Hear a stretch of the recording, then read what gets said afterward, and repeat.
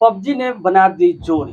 जी हाँ दोस्तों, आज हम एक ऐसे प्रेमी जोड़े के बारे में बात करने जा रहे हैं जिन्होंने पबजी खेलते-खेलते एक दूसरे से प्रेम किए और शादी कर बैठे। आज हम बात करने जा रहे हैं पाकिस्तान के कराची शहर के रहने वाली सीमा शिंदे हैदर के बारे में और भारत के ग्रेटर नोएडा के रविपुरा इलाके के रहने वाले सचिन मीना के बारे में। तो इसकी शुरुआत 2014 से करते हैं, जब सीमा शिंदे ने पहली शादी 2014 में लव मैरिज किया था गुलाम के साथ। गुलाम ने बताया कि उसने मिस कॉल के द्वारा ही सीमा शिंदे के साथ प्यार हुआ, उसके बाद जो है शादी किया, जिससे 4 बच्चे हुए, जिसमें 3 बेटियां और 1 बेटा हुआ। उसके बाद 2019 में सीमा शिंदे के पति पैसे कमाने के लिए सऊदी अरब चले गए और सीमा शिंदे अकेली पड़ गई। इसके बाद वह अपना समय गुजारने के लिए मोबाइल पर अपना टाइम बिताने लगी। इसी पीरियड में वो पबजी खेलना शुरू कर दी। तो सीमा शिंदे को पबजी खेलते खेलते इंडिया के ग्रेटर नोएडा के रहने वाले सचिन मीना के साथ संपर्क में आया। आखिर इसका कनेक्शन पबजी के द्वारा कैसे हुआ, इसको जानने से पहले पबजी के बारे में थोड़ा जान लेते हैं। पबजी गेम में होता यह है कि इसमें एक बैटल ग्राउंड होता है, जिसमें 1 प्लेयर खेल सकता है, 2 खेल सकता है, 3 खेल सकते हैं, 4 खेल सकते हैं एक टीम में। इस टीम को बनाने के लिए लोग ऑनलाइन माध्यम से जुड़ते हैं और ये लोग कहीं से कहीं जुड़ सकते हैं, यानी भारत के पाकिस्तान के लोग भी एक टीम में आके खेल सकते हैं, या बांग्लादेश के भारत के साथ खेल सकते हैं, अमेरिका के जापान के साथ खेल सकते हैं। कहीं के लोग कहीं पर आकर के इस गेम से जुड़ करके एक टीम में खेल सकते हैं और खेलते खेलते एक दूसरे से बात भी कर सकते हैं, जैसे हम कॉलिंग पर बात करते हैं। और इसी माध्यम से सीमा शिंदे और सचिन मीना का भी संपर्क या कनेक्शन हुआ था, जो बात यहाँ तक आ पहुंची है। सचिन के साथ मैं इनकी पत्नी हूँ। बाकी कोर्ट की शादी रहती है, हम 1-2 दिनों में कर लेंगे और मैं यहीं रहना चाहती हूँ, मैं वापस नहीं जाना चाहती हूँ। सबसे पहले जानते हैं कि सीमा ने अपने प्रेम को पाने के लिए किस तरीके से पाकिस्तान से भारत आने का अपना प्लान बनाया। पिता की मृत्यु 2022 में हो गई। पति तो यहाँ था नहीं, पिता का भी साया सर से हट गया। उसके बाद सीमा शिंदे ने भारत आने का प्लान बनाया। इसके लिए उसने पाकिस्तान में वीजा अप्लाई किया और वीजा उसका अप्रूव्ड नहीं हुआ। फिर वह दुबई गई। दुबई से शारजा, मतलब दुबई की जो शारजा एयरपोर्ट है, वहां से नेपाल पहुंची। नेपाल पहुंचने के बाद इधर से सचिन भी नेपाल पहुंच गया। दोनों ने पशुपतिनाथ मंदिर नेपाल में जो है वहां पर शादी की। शादी करने के बाद लगभग 1 सप्ताह सीमा और सचिन ने साथ बिताया। उसके बाद सीमा शिंदे ने अपने बच्चों के बारे में इसको बताया कि हम अपने बच्चों को छोड़ करके वहां पर आए हैं। तो सचिन ने उनको बताया, सीमा को, कि जाओ और अपने बच्चे को साथ लेकर के आओ। तो 7 दिन नेपाल में बिताने के बाद सीमा शिंदे वापस पाकिस्तान लौट गई और सचिन भी वापस आ गया। अब आता है 10 मई। 10 मई को सीमा अपने 4 बच्चों के साथ वीजा के साथ पाकिस्तान से नेपाल पहुंची। नेपाल के पोखरा, जहां से दिल्ली के लिए डायरेक्ट बस चलती है, वहां पोखरा में जाकर के बस में बैठ गई और वहां से दिल्ली के लिए निकल गई। तो इन सफर में उसको 3 दिनों का समय लगा। लगभग 13 मई को वो दिल्ली पहुंची।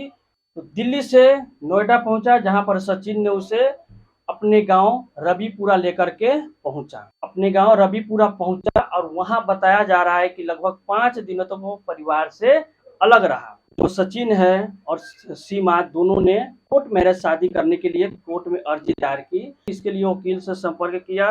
वकील ने इस सब के बारे में जानकर, मतलब इसके बारे में सारा जानकारी इकट्ठा करने के बाद वकील को डाउट हुआ और उसने इसकी जानकारी पुलिस को दिया और पुलिस ने उसके ऊपर देश में अवैध रूप से प्रवेश करने के जुर्म में धारा 120 बी तथा धारा 34 के तहत उसे अरेस्ट कर जेल में डाल दिया। जेल से निकलने के बाद जब ये जानकारी सोशल मीडिया में आई, तो सोशल मीडिया में मतलब कि भूचाल सा आ गया।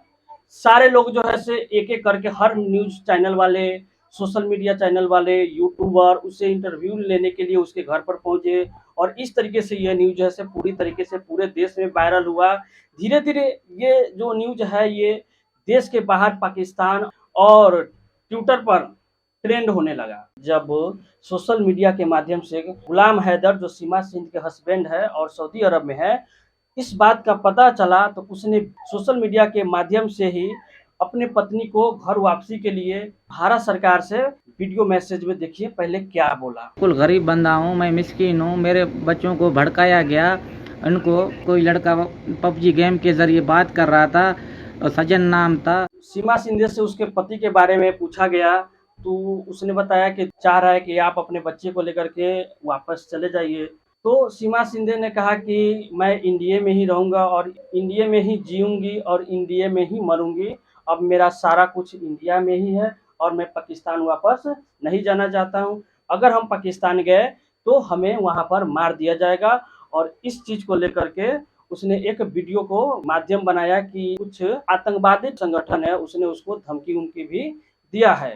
भारत में भारत में किसके साथ रहना चाहते हैं? सचिन के साथ। मैं इनकी पत्नी हूँ, बाकी कोर्ट की शादी रहती है, हम 1-2 दिनों में कर लेंगे और मैं यहीं रहना चाहती हूँ, मैं वापस नहीं जाना चाहती हूँ। इन सब के बाद सोशल मीडिया पर एक और न्यूज़ जो है चल रहा है सीमा सिंध के बारे में। ये बताया जा रहा है कि सीमा सिंध जो है वो खुद से आई है या उसे भेजा गया है। भारतीय एजेंसियां ये जांच कर रहे हैं कि सीमा सिंधे का आईएसआई से तो कोई कनेक्शन नहीं है। इसके पीछे कारण भी है और कारण क्या-क्या है और बारी-बारी से एक-एक पॉइंट को हम जान लेते हैं और इसके बाद ये भी जानेंगे कि वो आईएसआई का एजेंट नहीं हो सकती है, इसके पीछे का क्या-क्या तर्क है, वो भी हम बारी-बारी से जान लेते हैं। सीमा सिंधे के आईएसआई से कनेक्शन होने के पहला जो तथ्य है, वो ये है कि जब सीमा सिंधे को पुलिस ने गिरफ्तार किया, अरेस्ट किया, तो उस समय उसके पास से 1 सिम कार्ड, 4 मोबाइल फ़ोन, 4 जन्म प्रमाण पत्र, 1 पाकिस्तान के पहचान पत्र, 1 मैरिज सर्टिफिकेट भी मिला है, 3 आधार कार्ड जो कि भारतीय आधार कार्ड है, 3-3 आधार कार्ड उसके पास से बरामद हुआ, 6 पासपोर्ट, 5 वैक्सीनेशन कार्ड भी सीमा सिंधे के पास से बरामद हुआ, 2 वीसीआर कैसेट और पोखरा से दिल्ली के बस टिकट, ये सारे सामान उससे बरामद हुआ है। कुछ और भी लोग जो है से सोशल मीडिया पर इसके बारे में बात कर रहे हैं कि सीमा सिंधे पाकिस्तान के होने के बावजूद और 5वीं क्लास तक पढ़ाई करने के बावजूद भी वो फराटेदार इंग्लिश भी बोल लेती है। तो पाकिस्तान के होने के बावजूद मतलब वो 5वीं कक्षा तक पढ़ाई करने के बावजूद भी इंग्लिश फराटेदार बोल लेती है, ओवर स्मार्टनेस, हिंदी अच्छा खासा बोल लेती है। तो इस सब के आधार पर लोग जो है ये अनुमान लगा रहे हैं कि हो सकता है सीमा सिंध पाकिस्तान का कोई जासूस हो। लोगों का ये भी मानना है कि सीमा सिंध बिना किसी की मदद से पाकिस्तान से भारत नहीं आ सकती है। तो इतने सारे रीजन है कि सीमा सिंधे जासूस हो सकती है, लेकिन जासूस न होने के पीछे भी कई सारे कारण हैं, जिनमें से पहला कारण तो ये है कि कोई भी जासूस अपने 4 बच्चे को लेकर के पाकिस्तान से भारत नहीं आ सकता और इस तरीके से सोशल मीडिया पर पूरी तरीके से अपने आप को एक्सपोज नहीं कर सकती। तो जासूस इस तरीके से अपना काम नहीं करता है। तो और भी बहुत सारे कारण है जिससे हम अनुमान लगा सकते हैं कि ये जासूस नहीं हो सकती। खैर ये तो जांच एजेंसियां का विषय है, वो खुद जो है से इस बात को मतलब एक्सपोज करेंगे कि हाँ ये जासूस है या नहीं है। लेकिन जांच एजेंसियां ने सीमा के ऊपर ये रोक लगा दिया है कि वो अभी देश छोड़कर नहीं जा सकती और अपना ठिकाना भी नहीं बदल सकती है। सीमा सिंध के ऊपर जो जासूस होने का जो आरोप है ये क्यों लगाया जा रहा है, इसके पीछे एक बहुत ही महत्वपूर्ण कारण है।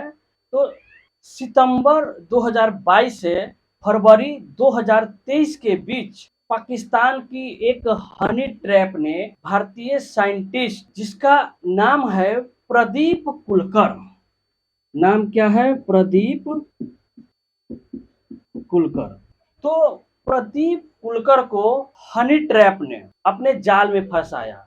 उस हनी ट्रैप का जो फर्जी नाम था वह था सारा दास गुप्ता बताया गया, और इस तरीके से हनी ट्रैप के जाल में फंस करके प्रदीप कुलकर ने बहुत सारे इम्पोर्टेंट जानकारियां जो है उससे साझा कर दी। मतलब इन्होंने ब्रह्मोस मिसाइल के बारे में, अग्नि मिसाइल लॉन्चर की जानकारी उसे दे दिया, मिलिट्री बीजिंग के बारे में भी इम्पोर्टेंट जानकारियां उसको दे दिया। ड्रोन, यूएसबी इत्यादि बहुत ऐसे इम्पोर्टेंट जानकारी जो डिफेंस से जुड़ा हुआ था वो सब हनी ट्रैप से साझा किया। किसने?